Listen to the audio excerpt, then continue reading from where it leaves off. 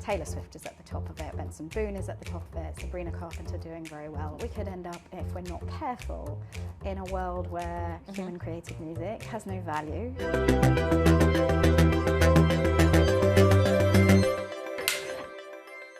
Welcome to The Big Question, the series from Euronews where we dive deep into the world of business. Today I'm joined by Victoria Oakley, the CEO of IFPI, the global industry body for record labels. Thank you very much for joining me today. So just to get us started, can you just explain for those in the audience who might not know, how does the music industry work and what is the role of a record label? It's a bit of a higgledy-piggledy structure, I won't pretend otherwise. So touring and live and concerts are huge, right? Then streaming, where you perhaps do an awful lot of your listening.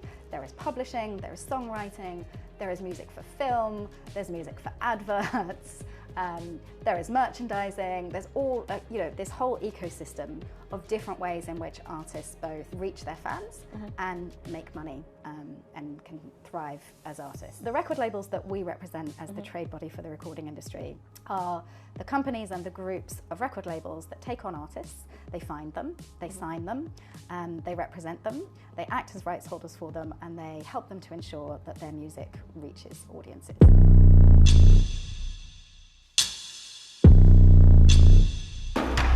You at IFPI published your Global Music Report. Can you tell me some of the key takeaways? What are you seeing in this report? It's really interesting because you would think that we would know exactly what was going to be in it because we're watching the music industry as it evolves every year. But humans are interesting people, right? And we listen to different things at different times and we make choices and something catches fire and something doesn't. And what we're seeing in 2024 is continued growth in the music industry, which is great news.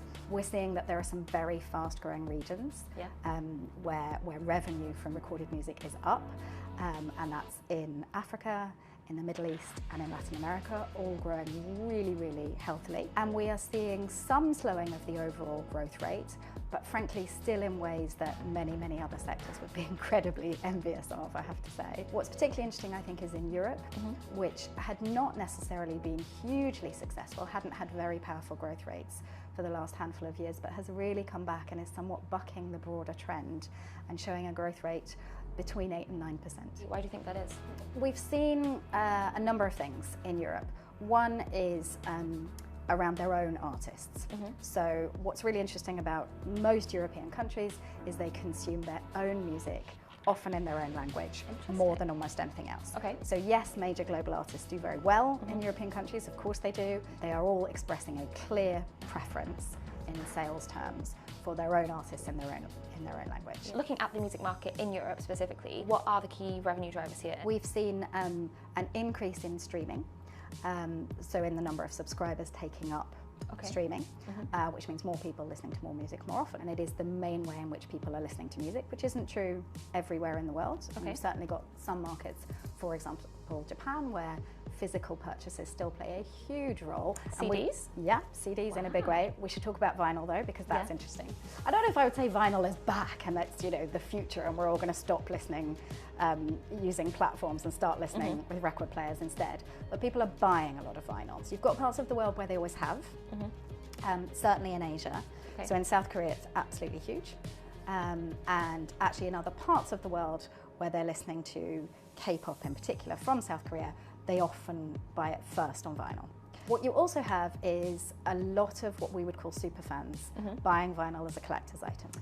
And they will buy multiple different versions. And it's really important to fans who want to have that kind of really strong personal connectivity with their artist. And would you say there's any particular genres that are, driving the industry at the moment? You can look at the top 10 anywhere in the world and you can see that the top 10 are essentially some of these very well-known names. Taylor Swift is at the top of it, Benson Boone is at the top of it, Sabrina Carpenter doing very well, Teddy Swims doing very well. What's interesting though is it does vary country by country. In fact, in Italy, the top 10 albums sold across the year in 2024 were all by Italian artists and sung in Italian.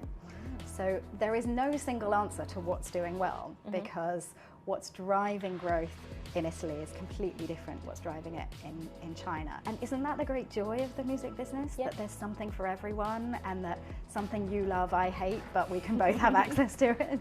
Do you think that Europe poses a particular challenge for artists, being such a diverse linguistic landscape, for artists to expand beyond their domestic territory? About 15 to 20 plus years ago, you had to sing in English to really make it to the top, right? And so music from America, Britain, Canada did incredibly well in most places. That is just not the case anymore, anywhere in the world. Although I shared the Italy statistic with you, a statistic close to that is true of nearly every European country.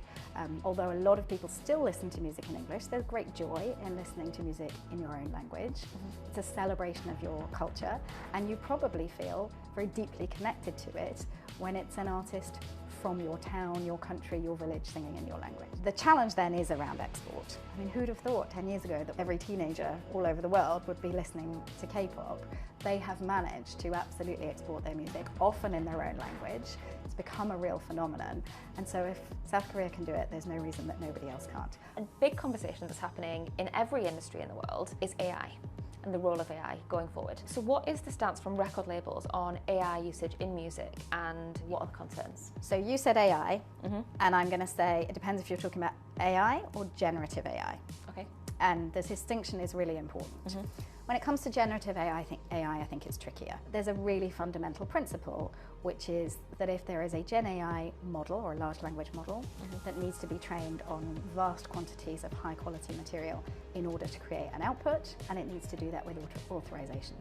So quite frankly, basic copyright rules, which we have all around the world, need to be applied in a Gen AI world. And the risk here is that if we don't get that right, we could end up, if we're not careful, in a world where human created music has no value. Because if you can just make this slightly rubbish music for free, or as good as, and churn it out, then why would people, either from a business perspective as investors, or indeed as artists, get into the music market?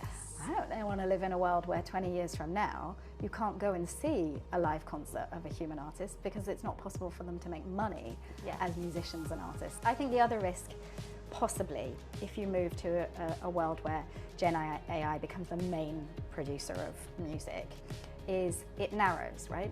And so what happens to all those interesting genres that, you know, maybe a smaller number of people listen to? What happens to folk music? What happens to bagpipe music? What happens to, I mean, maybe there's not a huge audience for these things, but I think the great joy of this democratization of music that we've seen recently is that there is something for everyone, that you can access these types of music, that there is a home for it. And I really don't want to live in a world where that's narrowed and the genres that are perhaps less successful get abandoned. Well, on that note, that's all we've got time for, but thank you so much for your insights today, and thank you for joining me on The Big Question. Thanks for having me.